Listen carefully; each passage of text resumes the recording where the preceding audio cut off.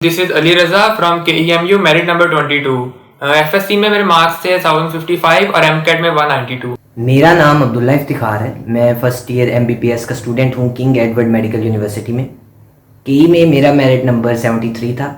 MD-CAT में आई secured 197 out of 200 और intermediate में मेरे मार्क्स 1013 थे। मेरा नाम जैन तारिक है और मैं किंग एडवर्ड मेडिकल यूनिवर्सिटी में फर्स्ट ईयर MBBS का तालिब इल्म हूँ। FSC में मेरे 1051 नंबर थे और मेरी ओवरऑल लाहौर बोर्ड में तीसरी पोजीशन। MD-CAT में मेरे 195 नंबर थे और मेरा किंग एडवर्ड में मेरिट नंबर 5 था। मेरा नाम तला शज़िया है और मैं किंग एडवर्ड मेडिकल यूनिवर्सिटी का मेरिट नंबर 8 हूँ। FSC में मेरी लाहौर बोर्ड में प्री मेडिकल ग्रुप में 3rd पोजीशन थी, जबकि GCU कॉलेज में मेरी 1st पोजीशन थी। MD-CAT में मेरे 195 मार्क्स थे आउट ऑफ 200।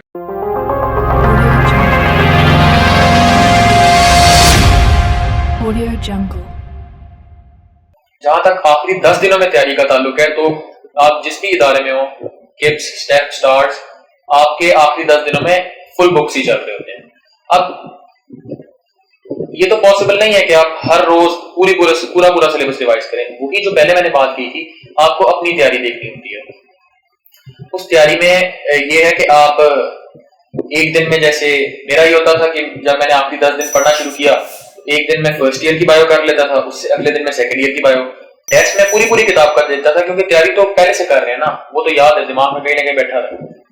उससे अगले दिन मैं फर्स्ट ईयर फिजिक्स, फिर सेकंड ईयर फिजिक्स, मतलब एक दिन में मैं एक साल का एक सब्जेक्ट करता था। इस तरह करके मैंने आखिरी 10 दिन रिविजन में दिए थे और जो पॉइंट्स मैंने रजिस्टर पे फिजिक्स पे लिखे हुए, किताबों पे साइडों पे लिखे हुए, किप्स, प्रेप बुक, वोकैबुलरी, वो सारी मैंने रिवाइज की। तो साथ साथ FLB में देता जाता था। इसके अलावा आखिरी 2 दिन मैंने कुछ नहीं पढ़ा था। FLP दिए थे आखिरी दिन तो नहीं, एक दिन उससे पिछले दिन FLP दिया था, पढ़ा कुछ नहीं था, ताकि मेरा ना जरा वो जो अंदर एक एड्रेनलिन रश होता है ना कि टेस्ट देना है, वो दूर हो जाए। अब हम ये डिस्कस कर लेते हैं कि जो आखिरी के जो 10 दिन हैं उनमें हमने प्रिपरेशन कैसे करनी होती है। तो एक बात का तो आप खास ख्याल रखें कि कोई बच्चा, चाहे वो कितना ही लायक हो, चाहे उसने कितनी ही पढ़ाई की हो, आखिरी 10 दिनों में कोई बच्चा भी तीनों बुक्स आपकी जो हैं 1 साल की, फर्स्ट ईयर की 3 बुक्स अलहदा, 3 बुक्स आपकी सेकेंड ईयर की अलहदा, वो खत्म कर ही नहीं सकता। बहुत से बच्चे अपनी तैयारी को इस तरह से मेजर करते हैं कि हमने 3 दफा बुक खत्म कर ली, हमने 4 दफा सिलेबस खत्म कर लिया। उसका फायदा बिल्कुल नहीं होता। आखिरी के जो 10 दिन हैं वो बड़े क्रूशल होते हैं। जो आप चाहें तो आप उनमें पैनिक करके अपनी सारी तैयारी को खराब भी कर सकते हैं, या आप आपकी जो तैयारी आप इतना अरसे से कर रहे हैं, आप उसको देख सकते हैं और आप जज कर सकते हैं कि मेरे ये वीक पॉइंट्स हैं, मैंने इस वाली चीज पे ज्यादा काम करना है, मेरी डेफिशिएंसीज अभी तक ये हैं, तो मैं इन चीजों पे काम कर लेता हूं। तो आखिरी 10 दिनों में एक तो जो चीज मैं सजेस्ट करता हूं वो ये है कि आपने अपना जो सिलेबस है, आपने उसको एज अ चेकलिस्ट यूज करना है। आपने अपने सिलेबस पे देखना है कि किसी एक जो उन्होंने टॉपिक दिया हुआ है उसकी जो सब हेडिंग्स हैं, क्या ये मुझे आती हैं? अगर आती हैं, वो आपका डन हो गया। अब आखिरी 10 दिनों में मेरा नहीं ख्याल आपको उसको हाथ लगाने की जरूरत है।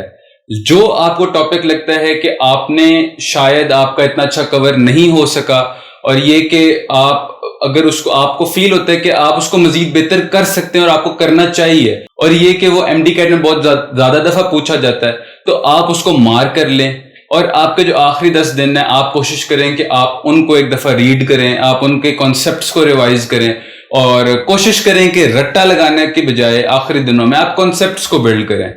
और आखिरी 10 दिनों में इसके अलावा मैं ये सजेस्ट करता हूं कि आप लोग अगर 2-3 सालों के पास्ट पेपर्स कर लें, या किसी एकेडमी के फुल लेंथ पेपर्स कर लें। एकेडमीज के फुल लेंथ पेपर्स जो हैं उनका डिफिकल्टी लेवल बहुत ज्यादा होता है। जो आपके MD-CAT के पास्ट पेपर्स हैं वो रिलेटिवली इजी होते हैं। तो अगर तो आप यूं समझते हैं कि जो MD-CAT के पास्ट पेपर्स हैं वो आप बड़े आराम से उनके अंदर अच्छे नंबर ले रहे हैं, तो आपने यूं करना है कि फिर आपने एकेडमीज के FLP सॉल्व करने हैं एंड वाले डेज में। तो आपको पता चल जाएगा कि अच्छा, MD-CAT का तो मेरी जो पास्ट पेपर्स हैं उन पे तो मेरी ग्रिप ठीक थी, लेकिन ये जो कॉन्सेप्चुअल सवाल हैं, या ये जो एकेडमीज के जो टेस्टों में डिफिकल्ट क्वेश्चंस हैं, ये मैं इनको टाइम के अंदर मैनेज नहीं कर पा रहा, या मुझे इनकी स्टेटमेंट समझ नहीं आ रही। तो आपने खुद को जज करना उन आखिरी 10 दिनों में कि आपका कौन सा स्ट्रॉन्ग पॉइंट है जिसको आपको दोबारा करने की जरूरत नहीं, और कौन सा आपका वीक पॉइंट है। इसके अलावा तैयारी और टेस्टों के अलावा आपने फोकस करना है ओवर द कोर्स ऑफ जो ये 4 और 5 महीने, इसमें आपकी कौन कौन सी चीजें गलत हुई हैं, आपके जो एमसीक्यूज गलत हुए, आपने जो जो चीजें लिखा बुक में कुछ था, आपने याद उसको कुछ किया, एंड वाले डेज इस चीज के लिए होते हैं। आपने खुद को देखना है कि आपने जब प्रैक्टिस की थी, जब आपने टेस्ट सॉल्व किए थे, जब टीचर्स ने डिस्कशन की थी एकेडमीज के, तो उन्होंने जो नए पॉइंट्स बताए थे वो क्या थे। तो ये वो चीजें हैं जो आखिरी 10 दिनों में मैं समझता हूं आपको करनी चाहिए। तो अगर हम इसको दोबारा अगर हम इसका रिकैप करें तो एक, आपने जो पास्ट पेपर्स हैं उनको सॉल्व करना है। दूसरा ये कि आपने अपने जो वीक टॉपिक्स हैं आपने उन पर फोकस करना है और आपने उनके जो कॉन्सेप्ट्स हैं उनको रिवाइज करना है। और तीसरा ये है कि over the course of time आपके जो एमसीक्यूज वगैरह या आपकी जो नॉलेज थी वो आपको यूं महसूस हुआ कि वो गलत थी, बुक में कुछ था, आपने कुछ याद किया, तो आपने उन पे फोकस करना है। तो आखिरी 10 दिनों में सिर्फ इतना करना है। आप इस सारे मामले में मत पड़िएगा कि आपने बुक को खत्म करना है या आपने ये करना है, आपने वो करना है। मेरा ख्याल है कि आखिरी 10 दिनों में इतना कर लेना इनफ होता है। इसके अलावा अब हम बात करते हैं हमने आखिरी 10 दिन में क्या करना है। तो आखिरी 10 दिन इसलिए इंपॉर्टेंट होते हैं कि आपने जो पहले सारा पढ़ा होता है वो आपने रिवाइज करना होता है। रिवीजन के वगैरह पेपर में एक तरह से बहुत लैग कर जाएंगे। आपको तो 3 घंटे में 3 मिनट में आपने सोचनी होगी, उसके आपको 1.5 मिनट लग जाएंगे अगर आप रिवाइज अच्छी तरह करके जाओगे। आखिरी 10 दिन में आपने क्या करना है, मेरे ओपिनियन के मुताबिक 3 दिन इंग्लिश, 3 दिन बायो, 3 दिन केमिस्ट्री, 1 दिन फिजिक्स।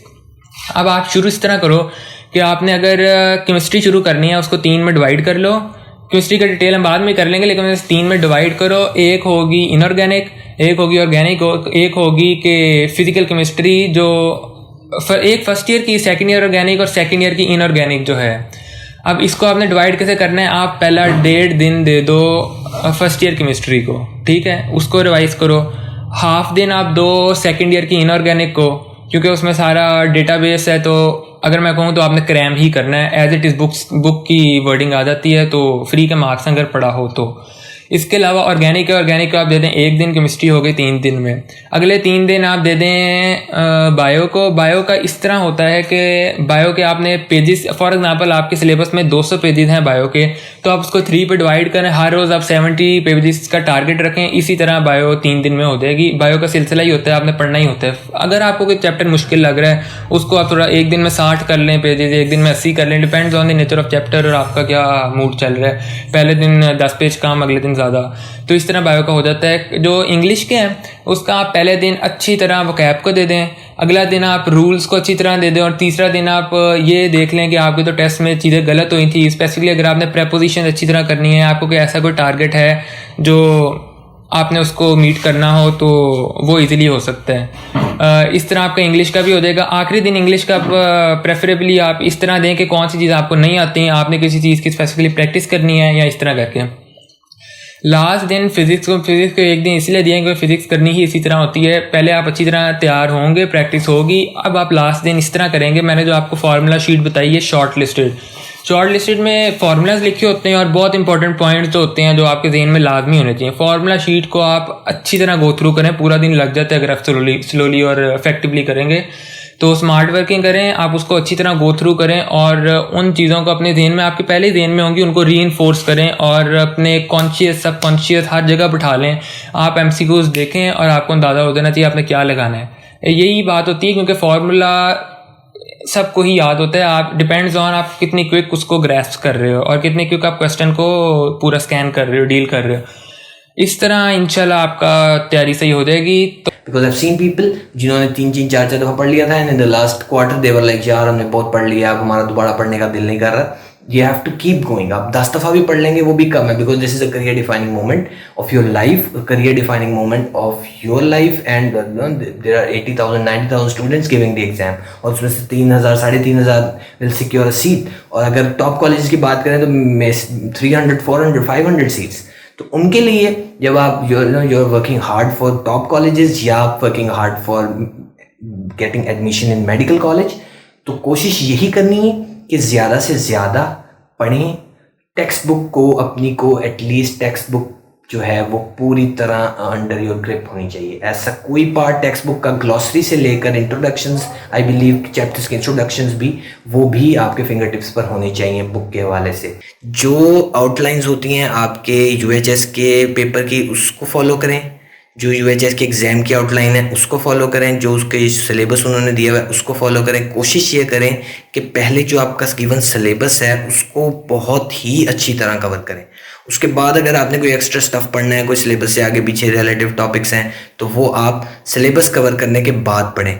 ज़्यादा कोशिश ये करें कि सिलेबस जितना जल्दी, जितना ज़्यादा अच्छी तरह आप कवर कर सकें बायो का, वो कवर करें। इससे आपका फिज़िक्स और इंग्लिश और केमिस्ट्री के लिए टाइम भी बचेगा। और दूसरा रीज़न ये है कि biology is basically a high scoring subject. अगर आप बायो में 80 आउट ऑफ 80 स्कोर कर सकते हैं, बहुत ज़्यादा चांसेस हैं कि आप फिज़िक्स में या केमिस्ट्री में मिस्टेक कर जाएं। बायोलॉजी में ऐसे चांसेस कम हैं। तो अगर आप बायोलॉजी में अच्छा प्रिपेयर कर जाते हैं तो यू कैन डू बेटर, और आपका ओवरऑल स्कोर जो है वो भी काफ़ी इंप्रूव हो जाता है। बहुत से इंस्टीट्यूट्स, बहुत से स्कूल्स, बहुत से यूनिवर्सिटीज़, बहुत से एकेडमीज़ जो हैं उन्होंने अपनी अपनी मुख्तलिफ टॉपिक्स के हवाले से बुक्स निकाली हुई हैं, अपनी अपनी मुख्तलिफ टॉपिक के हवाले से लीफलेट्स निकाले हुए हैं, अपनी अपनी मुख्तलिफ टॉपिक के हवाले से बुकलेट्स निकाली हुई हैं। They are quite helpful. लेकिन अगर वो पीटीबी की बुक से रिलेट करती हैं तो बहुत से बच्चे मैंने ऐसे भी देखे हैं जो कि मैट्रिक की बुक्स भी रिवाइज़ करते हैं। मेरा नहीं ख्याल कि उसकी ज़रूरत है। मैट्रिक की बुक्स का कॉन्सेप्ट जनरली बच्चों को होता है, तो सिर्फ एफएससी की books they are more than enough. आप अगर एफएससी की बुक्स पढ़ें और मैट्रिक की बुक्स को रिवाइज ना भी करें, एफएससी की बुक्स को अगर अच्छी तरह रिवाइज करें, तो I think you can do quite good in biology.